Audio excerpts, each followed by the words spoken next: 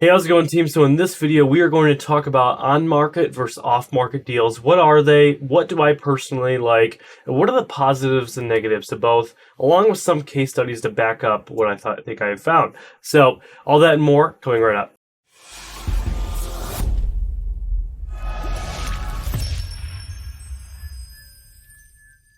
Alrighty, guys, we're gonna get right into it. Last night I was up, as Jared showed.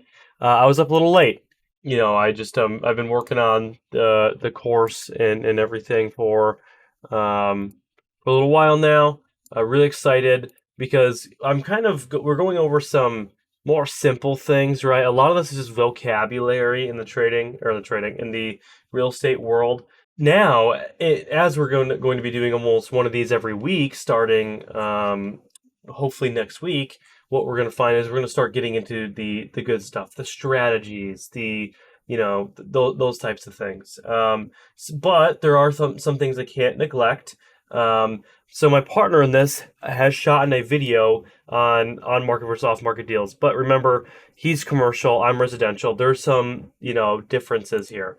Today we're going to be talking off market versus on market. What do I like more? Why do I like one more? What are the positives and negatives to both? We're going to talk about all that today, okay? Okay. Has anyone here gotten an off market and an on market purchase? Like a real estate purchase? Has anyone here done both? I know a lot of you guys might have only done on, or some people might have only done off. Has anyone here done both? Okay, so if no, that's okay. That's totally fine.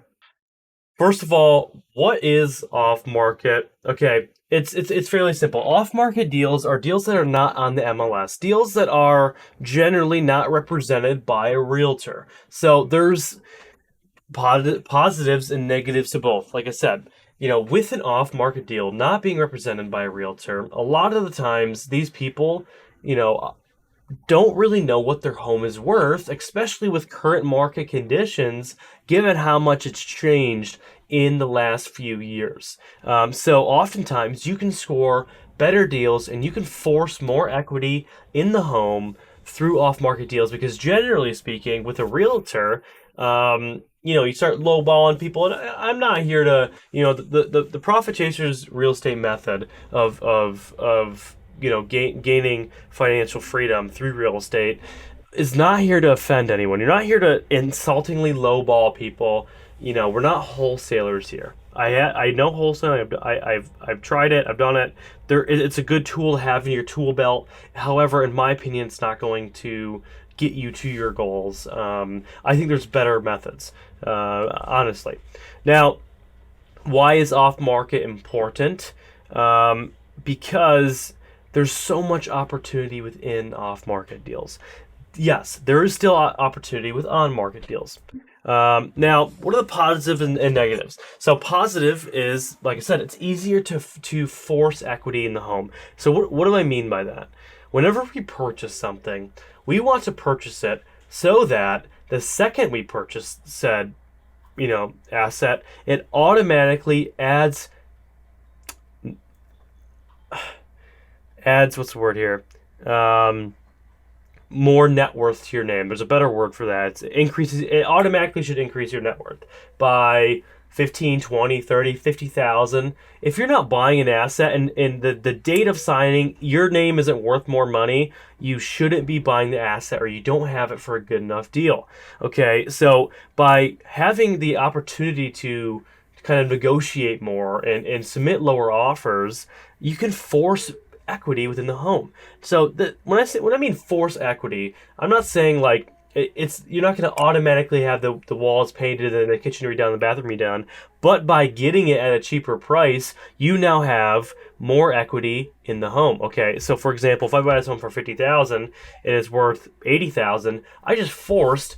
He wanted 80. I negotiated down to 50. I just forced $30,000 of equity into that home. See how I did that there? So it wasn't there before. I had to force it there.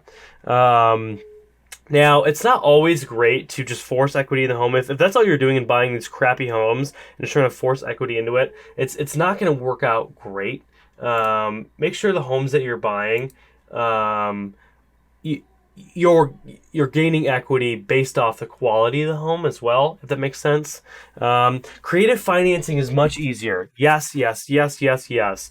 You can make some awesome creative financing deals through off-market listings that you couldn't generally do on on-market deals.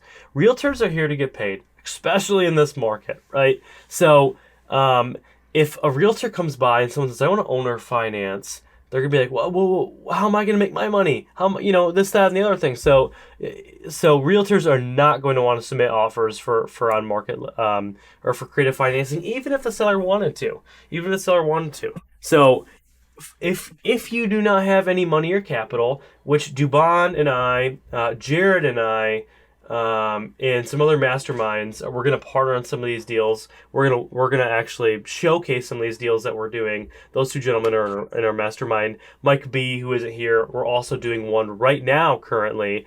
That's going to net him a lot of money. So for Dubon, who doesn't have he's younger. He doesn't have a perfect, to my knowledge, perfect credit score and millions of dollars to throw around investing. Obviously, we're finding partners and stuff for him, but he can creative finance right now. He can ask for owner financing. He can structure so many. Creative financing is such a great bubble. If you do not have any money or credit, you still can get in the game of real estate. Realize that my first 4 units I purchased, I didn't put a single dollar down. I practically stole. Okay, that sounds bad. I didn't steal them. I swear I didn't. Maybe. Okay, I'm gonna refrain from the word stealing, but I didn't put a single dollar down for my first 4 units. You gotta realize that. And I did not take a single mortgage on those. Okay, and I still got them for killer deals. And when I signed my name on the dotted line, I still made a lot of money. And I'm gonna show you those today. I'm not gonna show you my first one because it's burnt down. You guys know that.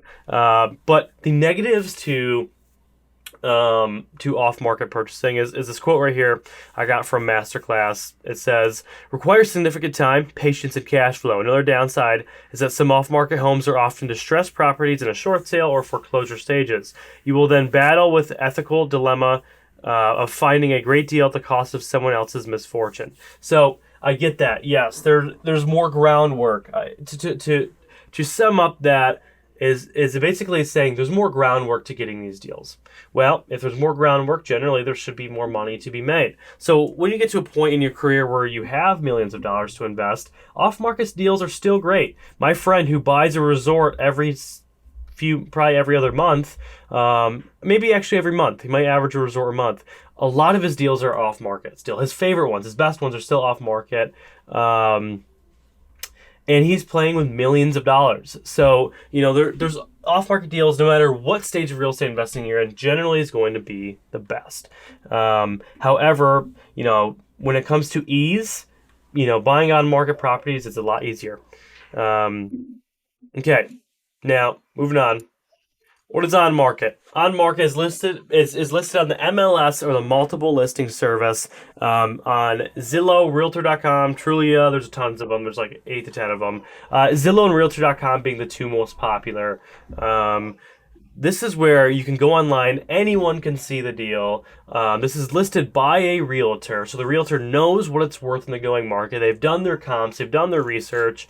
They're trying to get top dollar for it because remember, realtors will only get paid based off of selling that property, and they get paid more based off of how much they sell it for. So obviously their goal is to sell it for as much as possible. So if you have an insultingly low ball offer in, they might not even write it up for you because they don't want your offer to be to go through because they're going to make less commissions. It's part of the game. Why is on market deals good? What are the positives, negatives? It's easier to find deals, right? Because on the MLS, there's already comps right there. It'll tell you exactly what that home sold for. It'll tell you exactly the square footage. It already has pictures of the home. You can talk to the realtor. They can tell you everything about that home. So it's easier to find deals. Okay, it just is. Just being honest, I can go right now live and find you a half decent deal online. I still think I could probably find you a half decent off market deal, but I can find you a decent on market deal way easier. Less groundwork, less cold calling, less cold emailing, less cold DMing, less driving for dollars, less signs being made. You know the drill. Less sketchy meetups trying to look at this home with the previous owner.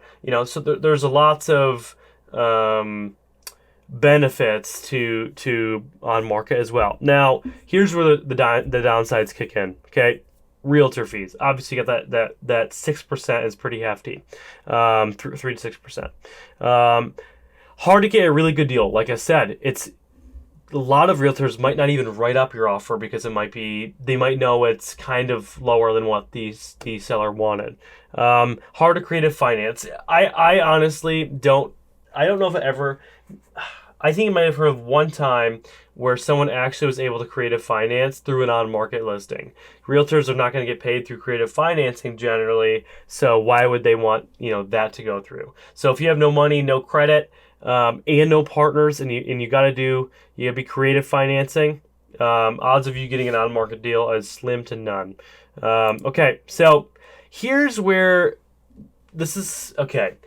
Quick disclaimer, guys. This is just from my research, my experience. So I have not heard many people talk about this topic. I don't know if they kind of want to keep it hush-hush. But this is something that I've came into contact with when it comes to on-market versus off-market deals. I will show you case studies. I'll show you every deal that we're done. But generally speaking, I'm gonna tell you this. Just know that this is not something that's like I've seen often. So I can't say like 100% certainty like this is how it is. But I'm gonna show just my experience. Okay, so appraisers. Appraisers are so incredibly lazy. So lazy. Like, I swear they gotta be some of the laziest people on the planet. And you might be an appraiser. I'm sorry. You might be a good one. But with an on-market deal, I have never seen an appraiser appraise it for... Actually, I have. I'm sorry. Very often, I see an appraiser only appraise it for what the house is got under contract for. What's listed for. These appraisers are so lazy. I swear some of them don't even go to the home. I am confident that a lot of these don't. And I'm going to show you why. So, for example, here's a case study. I got to move over my camera here. Of a home I purchased. Was this last February? So it's coming up on just under a year. This is my wife's for sale this is my wife's FHA loan that we used on this home. This was not a creative finance deal. We actually did pull a mortgage for this one. This was actually the first home. This is my 7th unit. Sorry.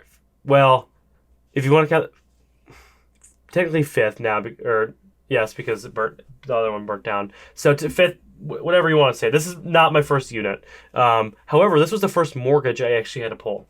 The owner wasn't really interested in creative financing. I was fine with that. I was able to still get it for a good deal. He wanted cash up front, and I knew that. And I honestly didn't even ask for creative financing because the reason why I knew I could get him under a good deal is because he wanted it sold. So I got it under contract for $95,000, 3-bed, 1-bath home. Generally, I don't invest in a home if it has less than 1.5 bath, but this was a perfect little home. It's cute home in a great area in the neighborhood. It's in between 2 elementary schools, quiet street, great lot of land. A lot of positives to this home. Okay, so got under contract for $95,000. So I figured it was worth with my comps around $115 to $120. But at the same time, this is this was last year, so the market was kind of changing every month. So I was actually came in a little bit less, but I figured I always think I need to make at least 15% plus equity on this home, at least 15, and my goal is always 20. So if I get it for 95, and I can turn around and the next day sell it for 120. I have the 20% equity. Not that I would do that, but I need to see at least 20% equity built in before purchasing the home, or I won't purchase it. So I was confident. I talked him down to 95. I got it under contract. Now this was an off-market deal. Okay, this is an off-market deal.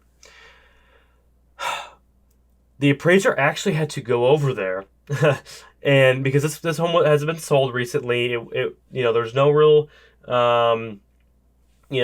data that he can just whip up something quick. So he actually had to put in an actual appraisal down, and it came back for 125,000. I made it was at $30,000 just by buying this home, by getting it under contract.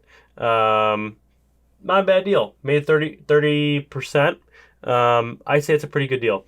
30% gain, and well, actually more than that. I actually made it with what I put down, because I actually put a down payment on this one, about $12,000 down after closing costs and everything. So technically, made a really solid gain there, 125% return already.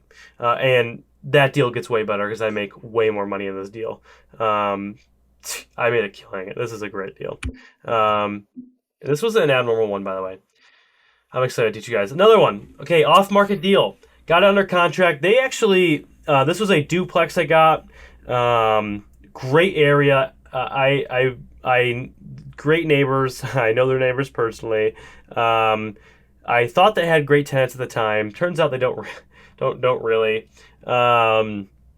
Each side. This is a 3,000 square foot duplex. Each side's 1,500 square foot, 3-bed, 1.5 bath, newly renovated. This is a beautiful duplex. Beautiful. Brand new roof, you name it. They wanted 130 for it. Guys, when they give you that good of a deal, and they just think, because they didn't honestly know what the market appreciated. I bought this, I buy a home like every February. I bought this 2 Februarys ago, so I'm about 2 years of ownership now on this one. This was one of my most proud deals. I put no money down this deal. Creative financed this one. Got it under contract for $130,000. When they give you such a good deal, you shouldn't go down even more, okay? Why? Because they're giving you a good deal in the first place. You don't need to go down anymore. You don't want to risk losing it by being a douchebag and trying to, work them down even more. So I got this under contract for 130. I knew off rip I was going to kill it on this one. Came back appraisal because it was off market, because they didn't sell it recently. There's no listing of it anywhere, so it came back at 165. Really, these appraisals are looking very good, right? They're appraising much higher, and I'm getting these under contract. Now this one, okay, this was my most recent deal. No, sorry, second most recent deal. This one we ended up making a lot of money on, and I actually partnered. This was my first partnership with a PC student. He's a lifetime student. He became a lifetime member last year. And I actually partnered with him on this deal, and we made a lot of money. So I own a home on this street just down the road. So I knew this was a decent road. It's actually next to a pizza shop. Great little home. This is like 4-bed, 2 full bath, tons of square footage, 1,800 square foot. And I knew the comps because I owned a home on the same road that was way smaller, that appraised for 125. And this one was way better, and had way more opportunity to add equity, in my opinion. So this guy had it. This was my first deal I actually got on market. Okay, on market deal. We found it on the MLS. Not the first one I've been a part of, but the first one I've actually put real decent money towards, I should say. And so he wanted it for 115, and already at 115, it was a decent deal. It was a decent deal at 115. It was worth probably 125 at least, probably closer to 130. Um, Now we get it under contract for 95. I probably could have got him down to 85. This is a 90-something-year-old man that owned this house outright that wanted to take his cash and run to Florida. I don't think he knew that 95,000 doesn't get you far in Florida. Anyway, I offered him 95, and he didn't even counter. He said, "I'll take it." Maybe we actually got this one for 90. I have to go back and check. We got it for 90 or 95. I think it was 90. Yeah, I think I might did this wrong. I think I got this one for 90, actually. I knew I could have got it for 85, though. Anyway, so under contract for 95. The listing was for 115, and then this was an on-market deal. What happens? The realtor talks to the appraiser, lets him know that what we have under contract for. Appraisal comes back almost exactly what we got under contract for. So, Mike, you mean to tell me you guys had this appraised when you put it on the market and it came back like that, and then all of a sudden we buy it and now it comes back this low? Very interesting. Very, very interesting. Okay, so what I'm getting at is, for some reason, and I'm going to show you guys another slide after this one, that I've found when it comes to scoring high appraisals, okay, and obviously every appraiser is different, every area is different, but they've often came back higher on my off-market deals because they actually have to go to the property and do some research because they simply can't look up certain numbers and find everything right then and there. I talked to this realtor. He said it's very rare. In fact, he's almost never seen a house on market appraised above or below $5,000. Actually, okay, I know what happened. We got this under contract for 90, appraised for 95. Okay, I gotta edit that. I'm gonna do that right now because I'm spoiling. I guess it's just gonna annoy me. Okay, we got this for 90. It appraised for 95. So what I found was, generally speaking, on-market deals, appraisers are a lot lazier, and they're going to give it a half-ass appraisal. Like this is way worth more than 95. I can promise you that. I can show you comps. I was fuming at the mouth when I saw this. It was listed on the market for 115. There was tons of people that wanted to buy it. However, we were the first one to put our order in, and he didn't even counter. He just took it. I don't know if he had much longer to live, and that's not even really a joke. He was very old. Now we have it under contract for $130,000 on a really nice lease option deal. We still absolutely killed it in this deal. We made we turned 7,000. We're turning 7,000 to like 50,000. It's gonna be crazy. This is some of the renos we did. We really stuck to carpet. Home Depot was doing a great deal. We didn't really need to paint those gray walls, but we wanted the whole house to really match. We wanted to leave a blank canvas for the next tenants. Home Depot's doing a great deal. If you buy their carpet from them, they will install it for free. They had this van full of, I'm assuming these guys are legal immigrants. I tell you, they didn't speak a lick of English, and they had this whole thing carpeted and done in a few hours, the whole house. And there were stairs we had carpeted. These guys are crazy fast and really good price. Home Depot, we will use them a lot more. I'm going to move my camera so I can see all the pictures here. But this is a very quick turnaround, like I think a month we turned it around. We didn't do much of the kitchen, and I'll tell you why in another group lesson. Because kitchens and bathrooms are where you make most of your money. But what I will tell you is, disclaimer, guys, the most recent deal we got was an on-market deal, and it appraised for $40,000 higher than what we got under contract for. So there are times where, yes, on-market deals, they can appraise for higher. However, if you look at the history of deals that I've done, that other investors have done, I have found that appraisers are much lazier with on-market deals. I don't know why. The reason we got that one appraised for so much higher, the appraisal on that one came back exactly what the listing price was. We just really talked the guy down on that one, and that was in a really, really good area. So I can't sit here and say that appraisers are 100% going to appraise them higher if they're off market deals. However, I found if you're looking to score good on an appraisal, which is important, off market deals are really where it's at. A lot of it is because you can really negotiate on price. It's harder, um, with on market deals as I discussed. So that's just what I wanted to go over today, guys. My journey on market versus off market. You could see that I generally make a whole lot more money upon signing my name on off market deals. Um, this one we still got under contract, got it for a very good price. Still killed it on this deal. All these deals we're gonna make a ton of money on. Um, and it's not through a traditional way of real estate investing. Uh, but that's all I have, guys. What questions do you have for me? I know I didn't go into how to score an off-market deal. I that is a whole lesson that's going to take probably 45 minutes of your guys' time. This is just on market versus off market. What are the positives and negatives of both?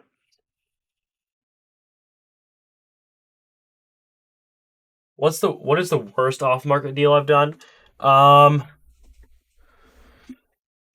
the worst off market deal I've done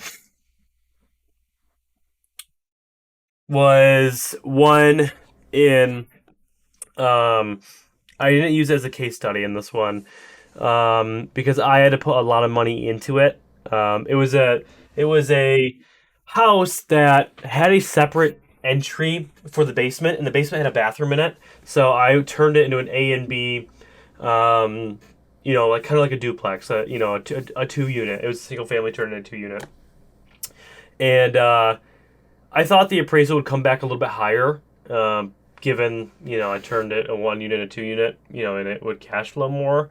Uh, it it didn't really, um, like $15,000 higher, which really wasn't 15% because like it was like 115,000 to 130, or no, it was 135 to 150. Um, and it just honestly at the end of the day with how much I put into it wasn't like the greatest deal of the lifetime, I'll be honest with you guys. um, but it still is, yeah. I didn't that was like that was my second deal I ever did, and I learned a lot since then. That was about four years ago. What helps to negotiate the price lower with the seller? um, it's all about being a salesman, really. I can't give you like great like, oh, you gotta do this, you gotta do that. Be firm with your price. Like, I will buy this. I have cash lined up because people want quick, easy, efficient. Say those words. Do not start trying to score deals until you either have a partner or are pre-approved. People want quick. If they have to sit there and wait for you to get pre-approved, they are not going to do it generally. I mean, not they're not going to do it, but have cash lined up. Say like, listen, I will offer this for your house today, and you could be move out. You can move out in such and such a time. So people want to hear quick, easy, efficient. You get your money, you're out. And that's what's helped me in the past. Um, Other things is just like, I tell them this. I say, this is my offer. I'm not interested in countering. I'm not going any higher. If you want this, you can take this. Um, because I find so many beginner investors try to hodl over the first deal and try to get the best deal ever, that if they simply just took that same amount of time, um, and um, offered more deals, then um, they could have gotten a better deal in the first place. You know what I mean? So they're just so hung about the first deal. Why don't you just say, okay, this is my offer, this is my offer, and you offer three more homes and say, I'm not interested in countering. If you want it, you can take it. Here it is. It's on the table. Slap it on the table. That's a great way of doing it that I've found. What's the paperwork look like, man? Come on. That's not a fun question. What's the paperwork look like? I have a contract. We sign it, get under contract, buy it. We sign some things at closing. It's ours. Um, I there's some back and forth, with them on their end and stuff like that, but it's not I mean, it's not an absurd amount of paperwork. My contract's a 2-page contract. Um, Basically, it's and I'm in all my contracts, guys, that I've paid thousands of dollars for this stuff. I'm giving you guys for free. By the way, every contract I have. It's not something super extensive. Like I can get a contract on all your homes right now if I offer you guys deals, and you guys signed it. Obviously, the contract's contingent on things, so you can back out. So if I had them professionally drawn up, what do you think? I just whipped them up in a Google Doc? Yeah, sir. I paid gentleman, my attorney. His name's Stuart McCreary, or Stu. Um, psh, what do you think? I half-ass everything? No. I pay people to do legal stuff. There's things I suck at. Legal things I suck at. So I that's one thing I gotta I have to make sure I get my ends covered because I've done that. Jared knows me. I've done that before, and it's bitten me in the butt. So I gotta make sure it doesn't happen again. I've been the kid with the Google Doc and the this and the that before, but I'm a grown man. 21 now, man. Grown. Just kidding. But with that being said, guys, any other questions you guys might have for me on market versus off market deals, why it's important to, in my opinion, go off market route. But I would say that, guys. I would say, here's my offer. I am not interested in countering. If you want it, respond to me here. I am quick. This might sound weird. I'm quick. I'm easy. This will be a smooth process. Here it is. If you want it, you can take it. I can give you my cold email or cold whatever. I have it written up somewhere. And people like that. Anyways, guys, I got a jet. I have a meeting. I am back to back to back to back to back on some things today, but that's how I like it. So I'm gonna jet, guys. If you guys have any questions about on market versus off market deals, feel free to shoot me a DM. Other than that, team, I'll catch you guys first thing Monday morning. If you guys did something cool over the weekend or are doing something cool over the weekend, please send something into the premium chat if you guys did something cool. I had this recorded 107 if you were late, but oh shoot, no. Okay, I gotta go. Have an excellent weekend, guys. Peace.